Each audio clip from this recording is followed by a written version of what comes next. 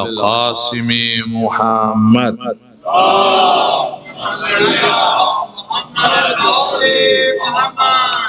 وعلى أهل بيته الطيبين الطاهرين المعصومين المظلومين ولعنة الله على أعدائهم أجمعين من الآن إلى قيام يوم الدين. أما بعد فقد قال الله الحكيم في محكم كتابه الكريم وهو أصدق الصادقين وقوله الحق. بسم الله الرحمن الرحيم. ولا تحسبن الذين قتلوا في سبيل الله أمواتا بل أحياء عند ربهم يرزقون.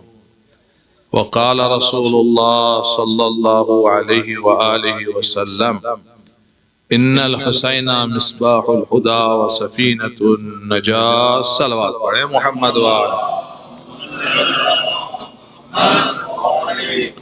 محمد و آل محمد علیہ السلام کی خوشنودی کے لیے، شہدائے کربلا علیہ السلام کی خوشنودی کے لیے، سید الشہداء امام حسین علیہ السلام کی خوشنودی کے لیے اونچی آواز میں صلوات پڑھیں محمد و آل محمد.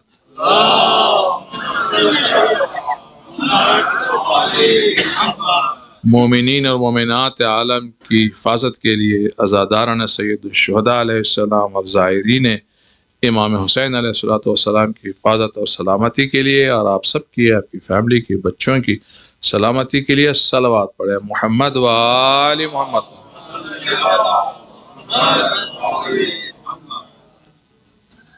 تمام بیماروں کی شفا یابی، صحت یابی کے لیے اس شہر کے جتنے بھی مومن مومنہ بیمار ہیں ان سب کی صحت یابی اور سلامتی کے لیے، اور جناب ڈاکٹر علی اطہر صاحب کی کامل شفا یابی کے لیے صلوات پڑھیں محمد و آل محمد.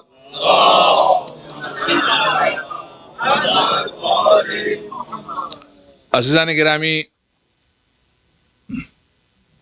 امریکہ کے اس صوبہ انڈیانا کے مرکزی شہر انڈیاناپولیس کے زینبیہ کمیونٹی سینٹر میں قائم ہونے والا یہ عشرہ اور عشرے کی اس سلسلے کی ہماری یہ تیسری مجلس ہے،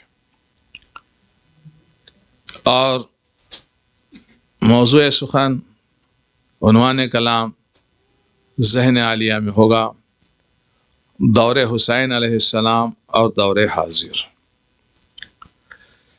امام حسین علیہ السلام کا زمانہ اور ہمارا یہ آج کا زمانہ، ان دونوں میں کتنی مماثلت ہے، مشابہت ہے، کتنی چیزیں مشترک ہیں، اس وقت کے حالات کیا تھے اور آج کے حالات کیا ہیں، اس وقت کے لوگوں نے کیا کیا مجبوریاں پیش کی، عذر تراشیاں دیں، کیا کیا ایکسکیوز دیے، اور آج وارث حسین علیہ السلام کا ظہور ہوتا ہے تو ہماری طرف سے کتنی تیاری ہے.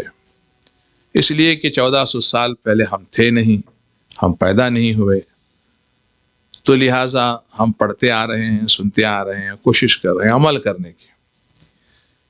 لیکن امام معصوم علیہ السلام کا ہم نے زمانہ نہیں دیکھا، کسی بھی ہم نے امام کا زمانہ نہیں دیکھا. 12ویں امام کا زمانہ دیکھ رہے ہیں لیکن وہ پردہ غیب میں ہے.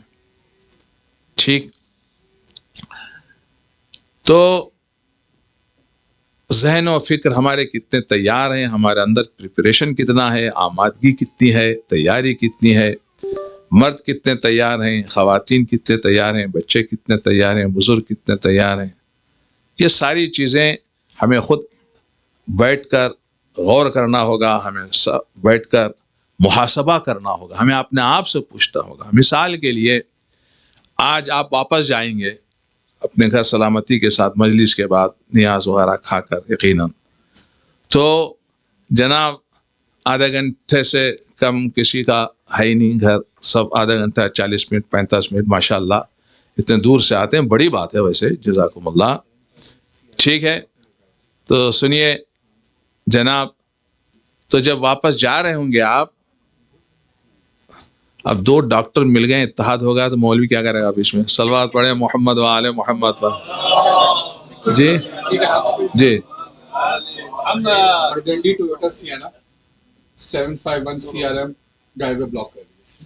جی اب بول دیجیے، میرا خیال آپ کو بہتر. Burgundy Sienna 751 CRM is blocking the back parking lot. So whoever it is, they need to move the car. Loud salawat.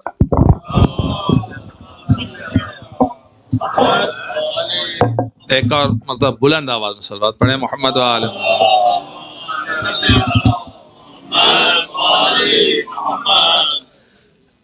جب آپ جائیں گے نا واپس، مختلف طرح سے گفتگو ہوتی ہے.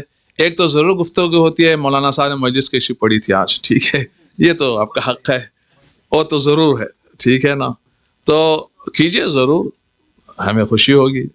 اور انگریزی میں تقریر کرنے والے صاحب نے کیا پڑھا اور کیا نہیں، بچوں سے گفتگو کرتے ہیں. ایک گفتگو یہ بھی کر لیجئے گا، آج کیجئے، کل کیجئے، چونکہ آج ویکینڈ ہے، سیٹرڈے ہے اور سنڈے ہے. بقول مولانا صادق حسن صاحب کے، یہ بتا دو، یہ میرا جملہ نہیں ہے صاحب، امانت کے ساتھ، امانت میں خیانت نہیں ہونا چاہیے. اور وہ مختلف شہروں میں بول چکے ہیں اور نیٹ پہ جو ہے نا ان کی مجلس میں موجود ہے. تو وہ کہتے ہیں کہ اگر نارتھ امریکہ والوں کو یہ پتہ چلے کہ امام زمانہ علیہ السلام تشریف لا رہے ہیں تو وہ یہ ضرور کہیں گے کہ مولا ضرور تشریف لائیے، لیکن آنا ہے تو ویکینڈ پہ آئیے، ویک ڈیز میں مت آئیے. تو لہٰذا یہ تو تیاری تو ان کے بقول تو ہے آپ کی اتنی، تو ویکینڈ پہ آپ ویلکم کرنے کے لیے تیار ہیں، ویک ڈیز پہ نہیں. ٹھیک ہے نا؟ صلوات بھیجیں محمد و آل محمد پر.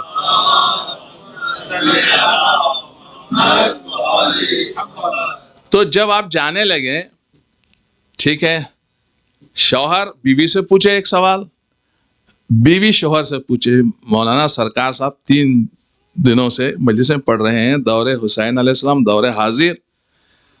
تو خاتون پوچھے آپ سے، آپ کی بیوی آپ سے پوچھے کہ اگر امام زمانہ علیہ السلام کی طرف سے خط ملے، آرڈر ملے، حکم آئے تو آپ کتنا تیار ہیں جانے کے لیے؟ تو آپ پوچھیں، آپ جناب حبیب نے مظاہر علیہ السلام کی زوجہ محترمہ کی طرح کتنا ہمیں تیار کرائیں گی. ٹھیک ہے، تو وہ کتنا تیار کرائیں گی، آپ کتنا تیاری کے ساتھ جائیں گے. پوچھیں اپنے آپ کو کہ کم سے کم اس کوفہ میں توعا کی طرح کتنی جو ہے نا خواتین موجود ہیں جو حضرت مسلم بن عقیل علیہ السلام کو گھر میں جگہ دے سکیں. ٹھیک ہے، اور خواتین پوچھیں کم سے کم اس زندان بان کی طرح کتنی ہمت ہے ہم میں کہ طفلان مسلم کو جیل سے رہا کرا سکے. ٹھیک ہے نا، پوچھیں سوال. حالانکہ زندان بان نے مدینے تک نہیں پہنچایا بچوں کو، قافلے تک بھی نہیں پہنچایا. وہ جو دروازہ کھولا وہ خود ہم اس کو اچھی نگاہ سے دیکھتے ہیں، ٹھیک ہے، اچھے عمل کے طور پر دیکھتے ہیں. وہ طوا خاتون نے حضرت مسلم علیہ السلام کو بچانے کی کوشش کی، بیچاری بچا نہیں سکی، لیکن پھر بھی جناب مسلم علیہ السلام نے دعائیں دی اور کہا کہ قیامت کے دن میں رسول اللہ سے تمہاری شفاعت کی درخواست دوں گا. اس حد تک کتنی اس دور حاضر میں ہمارے خواتین اور ہمارے مرد حضرات کی تیاری ہے. ایک مرتبہ صلوات بھیجیں محمد و آل محمد پر.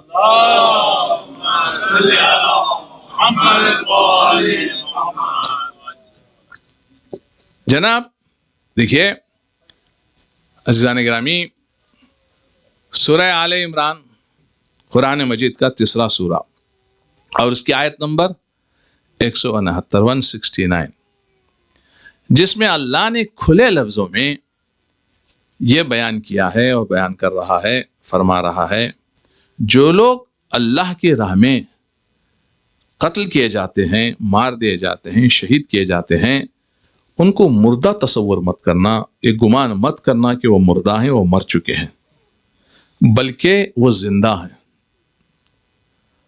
راہ خدا میں مرنے والے کبھی مرتے نہیں ہیں، وہ امر ہو جاتے ہیں، وہ زندہ جاویدان ہو جاتے ہیں، اور بلکہ اپنے پروردگار کی طرف سے رزق پاتے ہیں.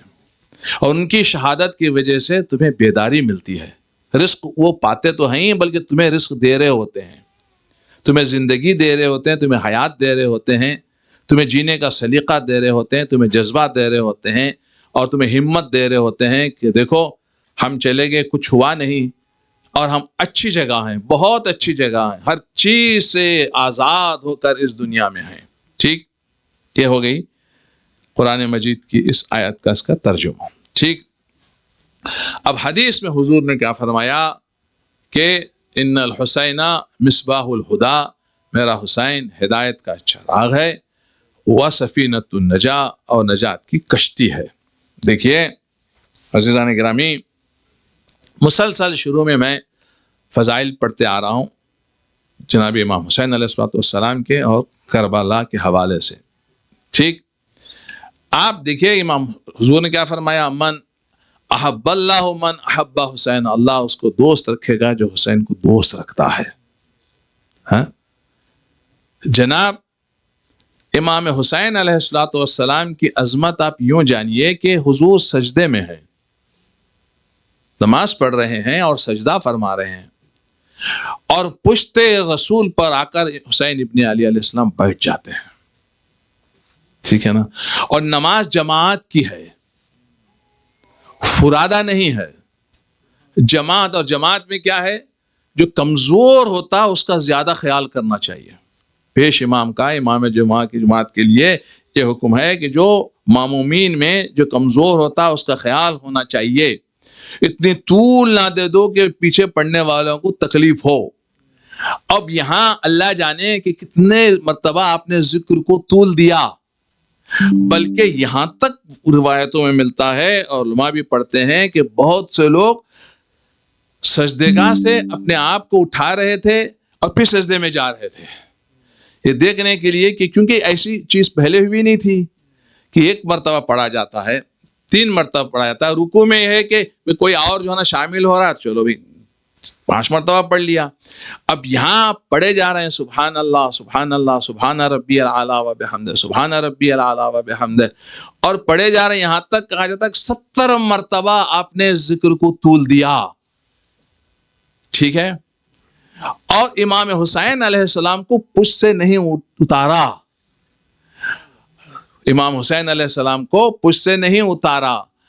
اور جب حسین ابن علی علیہ السلام خود پشت سے اترے تو رسول اللہ نے اپنی پیشانی کو سجدے سے اٹھایا. ٹھیک، اور نماز ختم کرنے کے بعد ایک جملہ ارشاد فرمایا، اللہ ناراض ہو جاتا اگر میں حسین کو پشت سے اتارتا. توجہ بہت ضروری ہے نماز کے دوران. ٹھیک، لیکن اللہ کو حسین ابن علی علیہ السلام کی مرضی زیادہ اہم ہے. اگر حسین کی مرضی یہ ہے کہ وہ پشت پر بیٹھے تو طول دو، اور جب حسین پشت سے اتر جائے تو اپنے آپ کو سجدے سے اٹھا لو. عزیز، یہ ہے امام حسین علیہ السلام کی عظمت. صلوات پڑھیں محمد و آل محمد پر.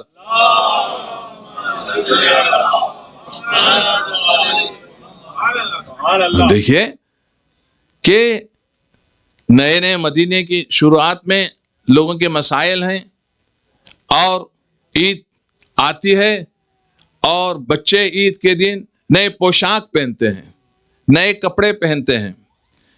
ادھر بچے آ کر حسن اور حسین علیہ السلام ماں سے درخواست کرتے ہیں کہ مادر گرامی ہمارے لیے عید کے لیے نئے کپڑے چاہیے، نئی پوشاک چاہیے.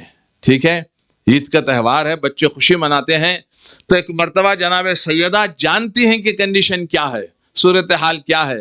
یہ نہیں کہا کہ کپڑے ہم نہیں جو ہے نا بنوا سکتے، تمہارے لیے نئے کپڑے نہیں دے سکتے، بلکہ صرف یہ کہہ دیا کہ تمہارے کپڑے بچوں درزی کے پاس ہیں.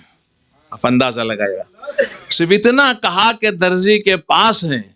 اب جو ہی رات ہوئی، ایک مرتبہ جناب سیدہ نے کیا دیکھا کہ کوئی دروازہ کھٹکھٹا رہا ہے، دق الباب کر رہا ہے. ایک مرتبہ دروازہ کھولا تو اس نے کہا کہ میں درزی ہوں، یہ تمہارے دونوں بچوں کے کپڑے ہیں. سنیے گا. تو کپڑے پیش کیے گئے. جناب سیدہ نے ان کپڑوں کو لے کر، بچے سو گئے تھے، بچوں کے سامنے رکھ دیا، اور بچے خوش ہو گئے کہ درزی نے کپڑے پہنچائے کل عید کے لیے. اتنے میں کیا دیکھا، رسالت مآب تشریف لے آئے. اور جب رسالت مآب تشریف لے آئے تو جناب سیدہ سے رسالت مآب نے پوچھا، بیٹی درزی آیا ہوا تھا. کہاں بابا، درزی آیا ہوا تھا. تم نے کیا दर्जी को पहचाना कि वो कौन था। एक मर्तबा जनाब सैयदा ने पूछा, बाबा वो कौन था? बेटा वो दर्जी नहीं था बल्कि रिजवान जन्नत था, जन्नत का खजानादार था। तुम्हारी जबान से दर्जी निकला, अल्लाह ने हुक्म दिया तुम जन्नत में बड़े होदे पर सही लेकिन तुम हसनैन के दर्जी हो।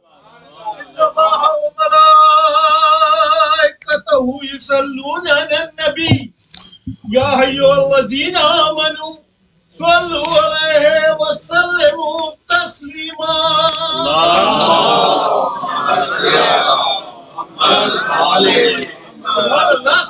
डॉक्टर साहब आपके वालिद साहब की दाद देने का अंदाज ही कुछ और है। कुरान क्या ऐसे दाद देते हैं, वो सलवात भेजे मोहम्मद व आले मोहम्मद।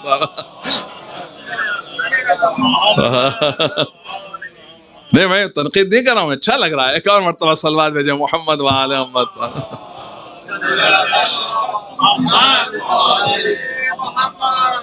तो पूछा, बाबा आपको ये माजरा कैसे मालूम?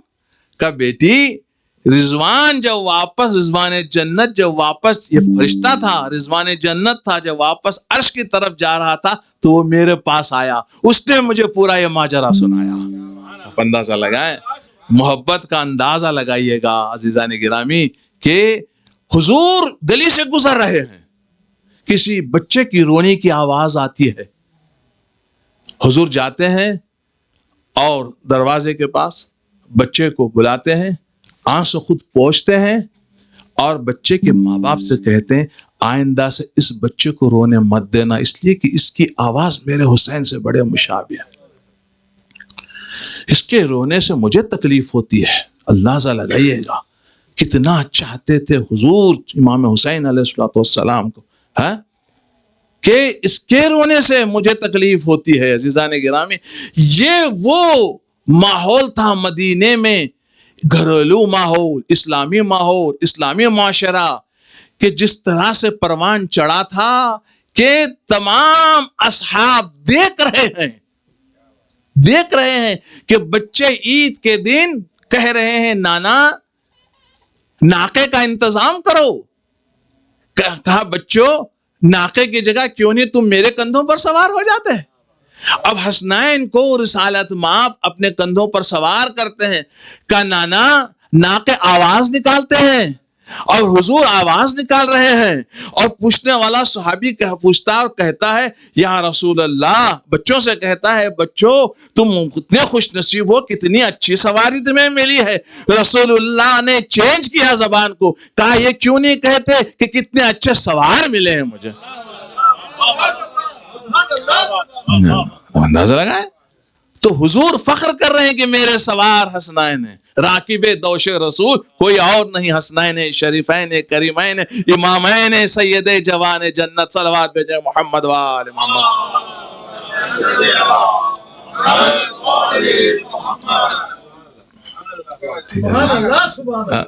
तो ऐसे हुसैन अलैहिस्सलाम को हमने इमाम माना है। मुझे याद है मेरे रूहानी बाप थे, यूपी से उनका ताल्लुक था, मौलाना यूशा फैजी जंगीपुरी साहब और उनके बेटे मौलाना फारूक अली साहब किसी ज़माने यहाँ शिकागो में रहते थे और आजकल वहाँ रहते हैं ह्यूस्टन में। उनका पोता मौलाना कासिद अब्बास बोस्टन में रहते हैं। वो बेंगलोर में 35-40 साल रहे। वो कोई जुमला इरशाद फरमाया करते थे और जुमला क्या था, देखिए वो जुमला क्या था, कहते थे ये आंसू सबको मिलते नहीं हैं, ये अल्लाह की अता होती है, किस्मत वालों को मिलते हैं आंसू। रिज़ाने गिरामी, और ये किस्मत वाले हम हैं कि जो हमें ये आंसू मिले हैं। ठीक है, ये हमारी माओं की देन है, हमारे वालिदैन की अता है, उनकी तरबियत तालीम का असर है, उनकी मेहनतें आज रंग ला रही हैं। लेकिन मैं कल जो बात कह रहा था उसको मैं जारी रखना चाहता हूं। तैयार है सुनने के लिए? हैं या नहीं? हैं बोले सलवात पड़ जाएगा भाई।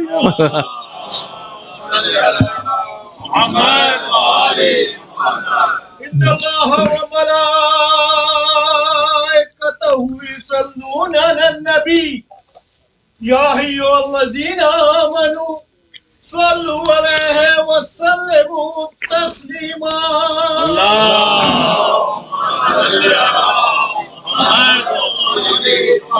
کل بات کو میں نے ادھورا چھوڑ دیا. دیکھیے میں نے کہا جب پارٹیشن ہوا، اب ظاہر ہے چونکہ اردو زبان والے زیادہ تر یہاں ہیں، حالانکہ افغانی بھائی بھی تشریف فرمائے جو اردو سمجھتے ہیں، میں معذرت چاہتا ہوں اگر بات کو نہیں پہنچا سکا ان تک. تو برصغیر کے ہندوستان پاکستان کے چونکہ اس مجلس میں مومنین ہیں مومنات ہیں تو ان کی خدمت میں عرض کرنا چاہتا ہوں. جب ہندوستان اور پاکستان کی تقسیم ہو گئی، میرے مثبت بیان کو توجہ رکھیے گا، پریشان مت ہوئیے گا، کہ جب تقسیم ہو گئی تو لاکھوں کی تعداد میں مسلمان مومنین ہندوستان چھوڑ کے پاکستان چلے گئے.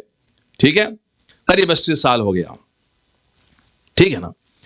تو جناب وہاں الحمدللہ عزا کو بہت فروغ ملا. پاکستان میں پاکستانی مومنین نے عزاداری کو آسمان تک پہنچا دیا، اور یہاں ہندوستان میں زمینداری چھن گئی ہم سے، ریاستیں چھن گئی ہم سے، پروٹوکول ختم ہو گیا ہمارا. شروع میں مسائل کا شکار ہوئے، لیکن آہستہ آہستہ آہستہ آہستہ آہستہ سے محنت کرتے ہوئے مومنین نے اپنے آپ کو یہاں تک پہنچایا. آج پڑھے لکھے زیادہ ملیں گے، ان پڑھ کم ملیں گے. حالات بدل گئے، بہت بدل گئے حالات، سب کچھ ہو گیا، شکر للہ. ٹھیک ہے، پہلے ہم گنتی میں جانتے تھے، حاجیوں کے نام جانتے تھے، لیکن آج ہزاروں کی تعداد میں لوگ حج کرنے جاتے ہیں، لاکھوں کی تعداد میں جو امام حسین علیہ السلام کی زیارت کرنے کے لیے جاتے ہیں. کل تک کچے مکان تھے، پختہ مکان نہیں تھے، آج مکان عالی شان ہو گئے ہیں. زندگی میں تبدیلی آ گئی، بدلاؤ آ گیا. ٹھیک عزیزان گرامی، یہاں آنے کے بعد کیا ہو، امریکہ میں آنے کے بعد ہم امریکہ میں رہ رہے ہیں. ٹھیک ہے، ایسا کیا ہو گیا کہ بہت ہی مختصر پیریڈ میں ہم وہاں ہندو بھائیوں کو فیس کرتے رہے، مسلمان بھائیوں کو فیس کرتے رہے. آپ پاکستان میں بڑے سے بڑے وہابیوں کو فیس کرتے رہے، ان کی تنظیموں کو فیس کرتے رہے. کیا کیا نہیں ہوا، کیا کیا نہیں ہوتا. لیکن اسی کے ساتھ اب اسٹرانگ ہو گئے، آپ کا ایمان اسٹرانگ ہو گیا، آپ کا علم بڑھ گیا، آپ کی صلاحیتیں بڑھ گئی، آپ کی ایک پہچان بن گئی، بہت فرق آ گیا. لیکن یہاں ایسا کیا ہوا کہ ہم آتے ہی چند سال کے اندر ہماری آئیڈینٹی ختم ہو گئی یا ہو رہی ہے. حالانکہ یہ کہنا کہ امریکہ کا ماحول ہی کچھ ایسا ہے، یہ سب کے لیے صحیح نہیں ہوگا. یہ جو مولانا پڑھ رہے ہیں سید 25 سال کے نہیں ہوں گے، میں نے ایج ان کی نہیں پوچھی، شکل سے تو میں اندازہ لگا رہا ہوں. ٹھیک ہے، بورن ان کیلیفورنیا، امریکہ کے پیدا ہوئے ہیں. وہ 15-20 سال کے نہیں تھے جب یہاں آئے، امریکہ میں پیدا ہوئے ہیں. وہ تو پریکٹیکل مسلمان اور شیعہ ہیں، اوپر سے دوسروں کو اسلام کا پیغام دے رہے ہیں، قابل بن گئے. یہ کس کی وجہ سے؟ امریکہ کا ماحول ان پر اثر نہیں پڑا کیا؟ والدین کی وجہ سے نا، والدین کی تعلیم و تربیت کی وجہ سے نا. اور بھی بہت سارے ماشاءاللہ میں جانتا ہوں اسی شہر میں جو بورن ان امریکہ ہیں، جو 100 صلات کے پابند ہیں، خمس زکوٰۃ کے پابند ہیں، حج زیارتیں جنہوں نے کی، عمرے کیے وغیرہ. لیکن بڑی تعداد ہم دیکھتے ہیں بچوں کی ہم سے ہاتھ سے نکلتی ہوئی جا رہی ہے. دیکھیے سنیے، حضور نے فرمایا تھا 1400 سال پہلے اصحاب کے سامنے فرمایا تھا کہ ایسا وقت آنے والا ہے کہ نیکی کی تم دعوت نہیں کر سکو گے اور برائی سے نہیں روک سکو گے. اصحاب کو تعجب ہوا تو آپ نے فرمایا یہ تو کچھ بھی نہیں ہے، اس کے آگے بھی مسئلہ ہوگا. اور کیا ہے؟ فرمایا نیکی برائی بن جائے گی اور برائی نیکی بن جائے گی. ٹھیک ہے، ایسی صورت میں اب ذمہ داری بڑی ہو جاتی ہے. اور کیوں مجلس کو اتنی اہمیت دی گئی، عزاداریوں کی اتنی اہمیت دی گئی، دی جاتی ہے چونکہ یہ شہر رگ ہے ہماری، اور یہیں سے سب کچھ ہمیں سمجھ میں آنا ہے. تاریخ ہم نے یہیں سے سیکھی، انبیاء کے قصے ہم نے یہاں سے سیکھے، اللہ کی معرفت ہمیں یہاں نصیب ہوئی. اور جو کچھ ہمیں ملا، اس لیے اس ماہ کو ماہ شہادت کہتے ہیں، ماہ بیداری کہتے ہیں. اگر محرم کے 10 دنوں میں مومن بیدار نہیں ہوگا پھر کب بیدار ہوگا؟ امام حسین علیہ السلام کے نام سے اگر تبدیلی نہیں آتی تو کس کے نام سے تبدیلی آ سکتی ہے؟ ٹھیک ہے، چونکہ امام حسین علیہ السلام کا نام وہ نام ہے کہ جن کے نام سے انبیاء نے گریہ فرمایا ہے. کوئی نبی کربلا کی زمین سے نہیں گزرا مگر یہ کہ اس نے گریہ ضرور کیا. اللہ اکبر، اندازہ لگا. دیکھیں معصوم نے فرمایا حضرت آدم علیہ السلام کا جو سجدہ ہوا، انبیاء کو جو ملائکۃ اللہ کو جو حکم دیا گیا تھا کہ آدم کا سجدہ کرو، وہ اس لیے دیا گیا تھا کہ چونکہ ہم صلب آدم میں آنے والے تھے، اگر ہمیں صلب آدم میں پیدا نہیں ہونا ہوتا تو اللہ سجدہ کا حکم نہ دیتا۔ وہ حقیقت میں محمد و آل محمد کے لیے سجدہ تھا، سمجھا؟ تو وہ سجدہ محمد و آل محمد علیہ السلام کے احترام میں تھا۔ اور فرمایا معصوم فرماتے ہیں کہ جب کربلا برپا ہوئی، امام حسین علیہ السلام نے استغاثہ کی آواز بلند کی۔ بس مسائل کی طرف آ رہا ہوں، آپ کو ابھی پڑھنا ہے۔ تو کیا ہوا؟ ملائکۃ اللہ نے ریکویسٹ کیا اللہ سے، پروردگارہ ہم حسین کی مدد کے لیے جانا چاہتے ہیں۔ تو اللہ نے اجازت دی۔ جب وہ آئے تو امام حسین علیہ السلام شہید ہو چکے تھے، اور ان کی تعداد 4000 ہے، اور 4000 کو حکم ہوا کہ اسی کربلا میں رہ جاؤ تم، جو بھی زائر آئے گا ان کا استقبال کرنا، ان کا خیال کرنا، جو بھی زیارت کے لیے آئے گا اس کے لیے توبہ و استغفار کرنا، جب تک وہ زندہ ہے دعائیں کرنا، مرنے کے بعد بھی اس کے حق میں توبہ و استغفار کرنا، ٹھیک ہے؟ اور وہ ہیں یہاں تک کہ مہدی علیہ السلام کا ظہور ہو جائے گا۔ جب ظہور ہوگا تو وہ امام مہدی علیہ السلام کی حمایت میں 4000 انبیاء نکلیں گے، 4000 فرشتے نکلیں گے اور مولا امام مہدی علیہ السلام کا ساتھ دیں گے۔ تو عزیزان گرامی، یہ وہ ذات گرامی ہے کہ جو سبب تحریک بیداری ہے، امت ہے، اور آج بھی کوئی جگہ نہیں جو سبب بن جائے۔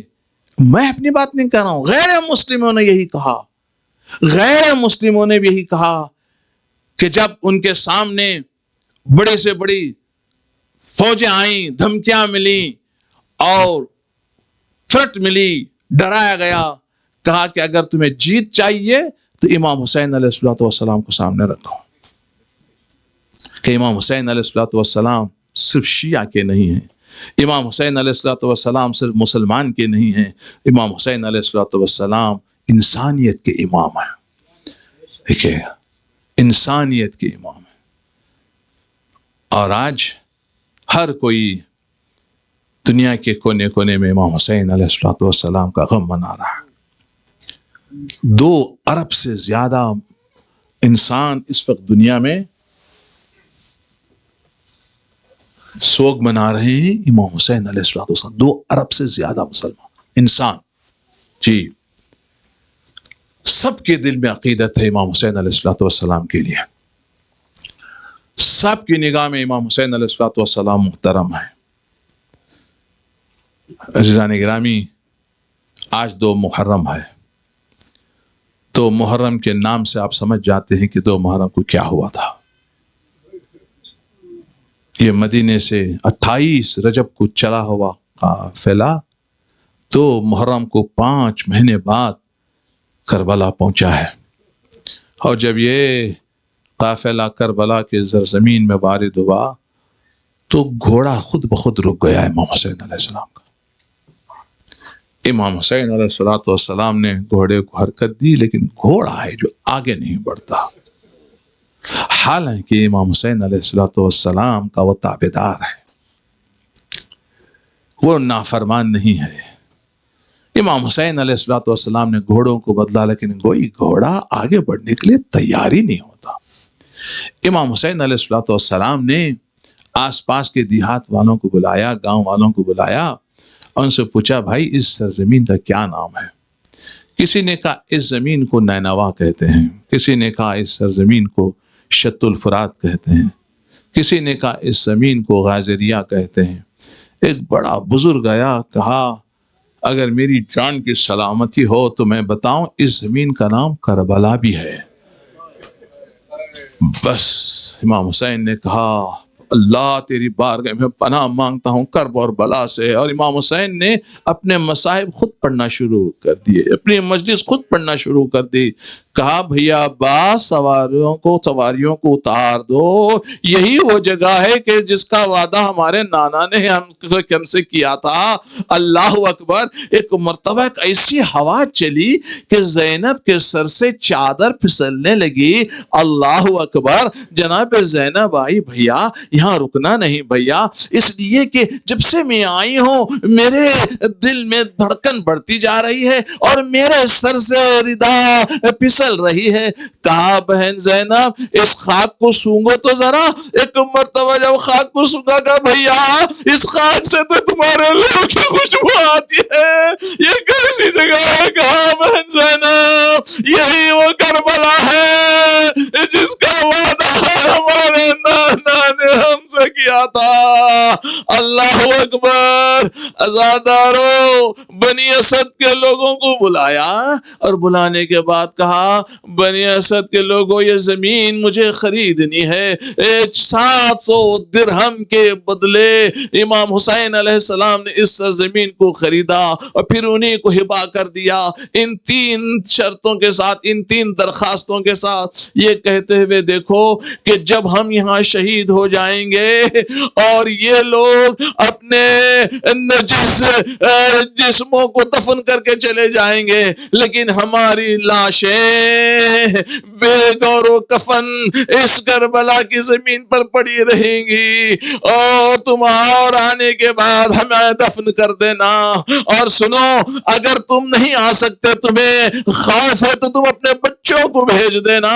اس کے بعد فرمایا اے لوگوں جب بھی کوئی زائر آئے تو 3 دن تک مہمان رکھنا اور زائر کو ہماری قبروں کی نشاندہی کر دینا اور بتا دینا یہ قبر حسین ہے، بتا دینا یہ قبر عباس ہے، اجرکم اللہ۔ عزادارو بس یوں سمجھیے گا کربلا کا آغاز تو محرم سے ہو گیا جب آقا حسین کی سواریاں کربلا کی زمین پر اتری ہیں۔ اللہ اکبر۔ فرات کے کنارے خیموں کو نصب کیا گیا لیکن 4 محرم کو حکم آیا کہ خیموں کو کنارے فرات سے ہٹا دیا جائے۔ ایک مرتبہ یہ بات جناب عباس علیہ السلام کے علم میں آئی، آپ تلوار لیے ہوئے پہنچے، آپ نے لکیر کھینچتے ہوئے کہا دیکھو میں علی کا بیٹا ہوں، اگر تم میں جرت ہو تو اس خط کو پار کر سکتے ہو تو اس طرف آؤ۔ ایک مرتبہ عباس کے جلال کو دیکھا کہ ان کے قبضے میں تلوار، ان کے قبضے میں ہے، ان کے ہاتھ میں تلوار ہے۔ اللہ اکبر۔ ایک مرتبہ امام حسین نے اپنی بہن سے کہا بہن زینب میں عباس کے جلال کو دیکھ رہا ہوں، میں نے مدینہ میں تو کہا تھا عباس ابھی تمہارا وقت نہیں آیا، اب تم جاؤ اپنے بھائی کو سنبھالو۔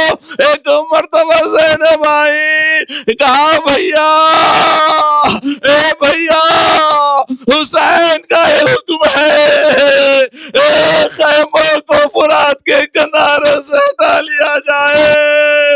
عزادارو وہ وقت بھی آ گیا جب ایک کے بعد دیگر روز عاشور شہداء شہادت کا جام نوش کرنے کے لیے آ گیا ہے۔ ایک عبداللہ ابن وہب بھی تھے جو کل تک عیسائی تھے اور نئی ان کی شادی ہوئی تھی، انہوں نے بھی اپنی ماں سے اجازت لے کر آقا حسین سے اجازت مانگی۔ مولا حسین نے کہا اے وہب تم تو ہمارے مہمان ہو۔ اللہ اکبر۔ ایک مرتبہ کہا مولا بس ماں کا یہ حکم ہے کہ آپ کی اجازت لے کر میں دشمنان اسلام کے خلاف لڑنے کے لیے جاؤں، ان اشقیاء کے خلاف لڑائی کروں، بس آپ کی اجازت ہے۔ اجازت ملتی ہے، عبداللہ ابن وہب لڑائی لڑتے ہیں، لڑائی کے بعد جب آپ کی شہادت ہو جاتی ہے اور آپ کا سر کاٹ کر پھینک دیا جاتا ہے اور ماں کے ہاتھوں میں وہ سر ملتا ہے اور کہتی ہے بیٹا تم نے اپنی ماں کو سرخرو کر دیا، سر کو لیا اور اشقیاء کی طرف یہ کہہ کر پھینکا جو حسین کی راہ میں ہم فدیہ دیتے ہیں اس کو ہم واپس نہیں لیتے۔ اے بی بی کتنی تم وفادار ہو، کل تک تم عیسائی تھی، آج تم کو اللہ نے حسین کی ایسی معرفت عطا کی کہ بیٹے کو راہ خدا میں شہید ہونے دیا۔ انا للہ و انا الیہ راجعون۔ الا لعنت اللہ علی القوم الظالمین وسيعلم الذين ظلموا أيام منقلب ينقلبون۔ ماتم حسین۔ Y'all